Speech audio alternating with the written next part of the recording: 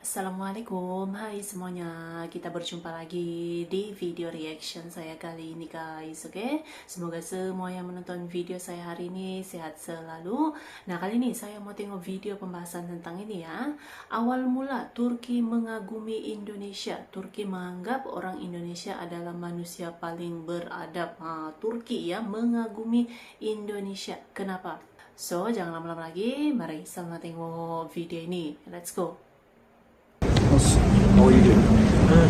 Good, alhamdulillah.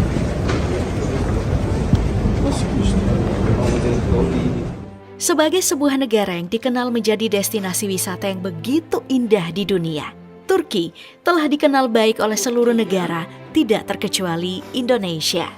Bahkan, kita semua tahu kalau salah satu destinasi wisata Turki, yaitu Kapadokia, menjadi viral berkat sebuah scene dalam serial televisi layangan putus. Bawa dia ke Kapadokia. It's my dream!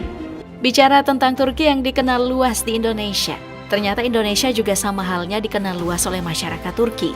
Hal ini disebabkan oleh beragam hal, mulai dari banyaknya mahasiswa Indonesia di Turki, hingga banyaknya warga negara Indonesia yang bekerja di sana, dan juga termasuk banyaknya wisatawan Indonesia yang mengunjungi Turki. Nah, makanya akan menarik jika hari ini kita melihat lebih jauh bagaimana Indonesia di mata orang Turki. Salah satu hal yang membuat Indonesia banyak dikenal di Turki adalah hubungan politik kedua negara ini yang seperti tidak lekang oleh waktu. Mulai dari zaman Soekarno hingga Jokowi, hubungan Turki dan Indonesia tidak pernah memanas. Saat Soekarno memimpin Indonesia, tahun 1959 menjadi momen besar kepada kedua negara, di mana Soekarno mengunjungi Turki yang pada saat itu dipimpin oleh Adnan Menderes. Pada kunjungan tersebut, Soekarno mendapatkan sambutan yang begitu hangat dari masyarakat Turki. Bagaimana tidak, Soekarno dikenal sebagai pemimpin revolusioner yang memerdekakan Indonesia, negara dengan populasi muslim terbesar di dunia. Tentu saja orang Turki senang mendengar kabar di mana saudaranya merdeka. Maka wajar saat kunjungan ini juga Soekarno mendapat predikat warga negara kehormatan Turki.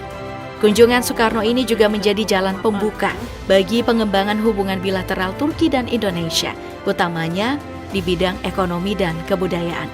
Sampai sekarang, nama Soekarno tidak asing bagi warga Turki karena namanya diabadikan sebagai nama jalan, yaitu Jalan Ahmet Soekarno yang berada tepat di sekitar gedung Kedutaan Besar Indonesia di Turki. Bagi Soekarno, mengunjungi Turki bukan cuma tentang hubungan bilateral kedua negara, namun juga sebagai sebuah momen sakral, karena Turki merupakan rumah dari Mustafa Kemal Atatürk, tokoh sentral sekaligus presiden pertama Turki yang dijuluki sebagai Bapak Turki. Dirinya adalah negarawan yang memodernisasi Turki yang saat itu dikenal kolot dan hanya berfokus mengurusi agama di dalam negaranya. Saking pentingnya sosok Mustafa Kemal Atatürk, Soekarno bahkan memasukkan nama pria tersebut di dalam salah satu bukunya, yaitu Di Bawah Bendera Revolusi, di mana Mustafa Kemal Atatürk digambarkan sebagai pria yang berhasil merubah wajah Turki di mata dunia dan lepas dari bayang-bayang Kekaisaran Ottoman.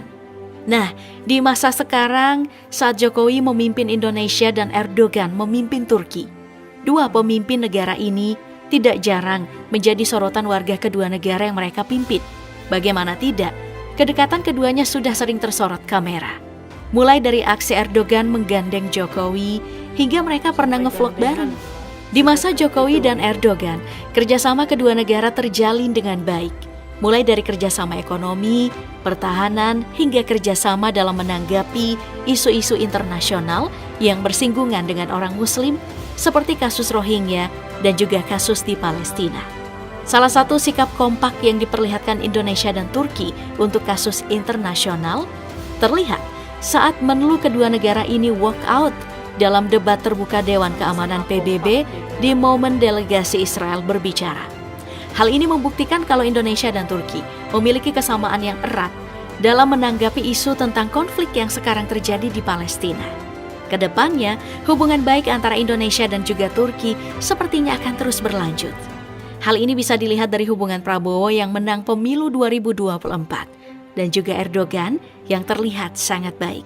Erdogan bahkan sudah mengirim surat yang berisi ucapan selamat untuk kemenangan Prabowo di pemilu 2024. Selain hubungan politik yang hangat sejak masa Soekarno hingga Jokowi, Indonesia juga memiliki kedekatan lainnya dengan Turki, yaitu sebagai negara mayoritas Muslim. Dalam beberapa konten wawancara, orang Turki juga mengakui kalau Indonesia adalah negara dengan populasi Muslim terbesar di dunia. Endonezya denildiği zaman aklıma ilk gelen şey büyük bir kesiminin %80'den fazlasının Müslüman olduğu. Kesinambungan antara Indonesia dan Turki dalam lingkup Islam memang sangat erat karena pada abad ke-12, ulama Turki juga menjadi salah satu kelompok yang membawa dan menyebarkan Islam di Indonesia. Dalam kisah yang lain, hubungan erat dalam lingkup Muslim Indonesia juga banyak dirasakan oleh orang Turki saat menunaikan ibadah haji. Contohnya, pengakuan Ismet Togas yang pernah menunaikan ibadah haji saat usianya menyentuh 72 tahun. Dia mengaku bahwa jamaah haji Indonesia sangatlah ramah, bahkan lebih ramah ketimbang sikap orang-orang sesama Turki. Wajar jika orang Indonesia dianggap sangat beradab oleh orang-orang Turki. Selain dikenal ramah saat melakukan ibadah haji, jamaah Indonesia juga dikenal dengan hal baik lainnya seperti rajin dan rapi. Oh iya, bicara tentang menjalankan ibadah haji, selain jamaah Indonesia, penyelenggara haji Indonesia juga diacungi jempol oleh orang-orang Turki. Makanya di tahun 2019 kemarin, Direktur Penyelenggara Haji Turki mendatangi Indonesia untuk belajar mengenai pengelolaan jamaah haji yang dilakukan Indonesia. Kekaguman pengelolaan Turki pada penyelenggara haji Indonesia datang dari berbagai alasan. Mulai dari bagaimana Indonesia mampu mengkoordinir jumlah jamaah yang mencapai 221.000 jamaah tanpa kewalahan. Sedangkan Turki sudah kewalahan padahal kuota haji mereka hanya berkisar di angka 80.000 jamaah. Selain persoalan jumlah jamaah haji, waktu tunggu jamaah haji Indonesia juga relatif singkat, yaitu sekitar 11 tahun. Sedangkan di Turki bisa mencapai 25 tahun. Dalam hal lain yang masih bersinggungan dengan keagamaan dan juga politik, ulama-ulama besar di Turki juga sering mengunjungi Indonesia yang membuat perhatian orang Turki makin pekat pada Indonesia. Salah satu kunjungan ulama Turki yang paling banyak dibicarakan terjadi di Oktober 2023 kemarin. Saat ulama besar Turki yaitu Maulana As-Sayyid Az-Zarifah Syekh Profesor Dr. Muhammad Fadil Al-Jilani Al-Hasani datang ke Indonesia dan mengangkat Gubernur Jawa Timur Khofifah sebagai saudara dan sekaligus menghadiahkan 6 jilid kitab tafsir di momen yang sama. Nah, sebaliknya, ulama Indonesia juga banyak berkunjung ke Turki, utamanya untuk melihat Hagia Sophia yang merupakan masjid yang ikonik di Turki. Nah, jika berpindah ke persoalan lainnya, orang Turki juga mengenal Indonesia dengan bencana alam yang sering terjadi di sini. Salah satu contohnya wawancara berikut ini nih, di mana pria yang diwawancarai tahu betul Indonesia sering mengalami gempa bahkan tsunami yang pernah terjadi di Aceh. Uzak Doğu geliyor ilk başta. Sumatra, depremler, tsunami. Tsunami Aceh memang menjadi bencana dahsyat yang dikenal luas oleh seluruh masyarakat dunia. Turki, sebagai negara Muslim, tentunya prihatin dengan kondisi Aceh pada masa itu.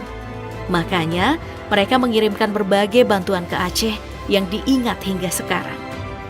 Bahkan pada 2019 silam, Wali Kota Banda Aceh Aminullah Usman masih mengungkapkan rasa terima kasihnya pada Turki karena berperan besar dalam membangun sekolah, rumah sakit, hingga gedung Sultan II Selim. Dalam sebuah kesempatan untuk memperingati 17 tahun tsunami Aceh pada 2021 kemarin, Erdogan selaku Presiden Turki akan terus mendukung Indonesia. Dengan perhatian yang sangat panjang ini, wajar jika orang Turki mengetahui kalau Indonesia adalah negara yang sering dilanda bencana alam. Di lain sisi, Indonesia juga tidak lupa diri untuk memberi bantuan kepada Turki saat Turki diterpa bencana. Contohnya, pada Februari 2023 silam, di mana Turki dilanda gempa dahsyat yang menyebabkan lebih dari 60.000 orang meninggal. Di momen tersebut, Indonesia menyalurkan bantuan kemanusiaan ke Turki. Tidak tanggung-tanggung, jumlah bantuan yang Indonesia kirimkan mencapai 140 ton. Secara khusus, Aceh yang pernah dibantu oleh Turki juga memberikan bantuan dengan nilai fantastis yang mencapai 11 miliar rupiah untuk Turki. Nah, seperti inilah hidup bernegara, apalagi sesama negara mayoritas Muslim. Memang sudah seharusnya saling membantu saat membutuhkan.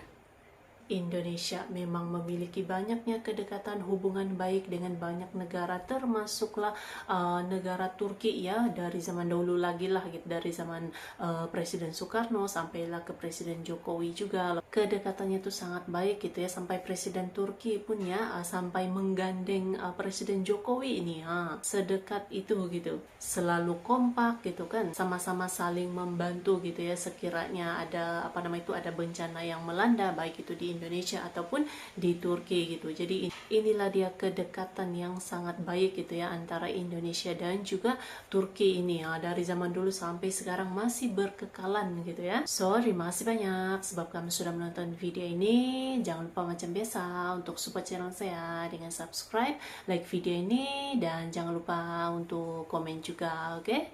Terima kasih banyak dan kita jumpa lagi di video seterusnya. Assalamualaikum.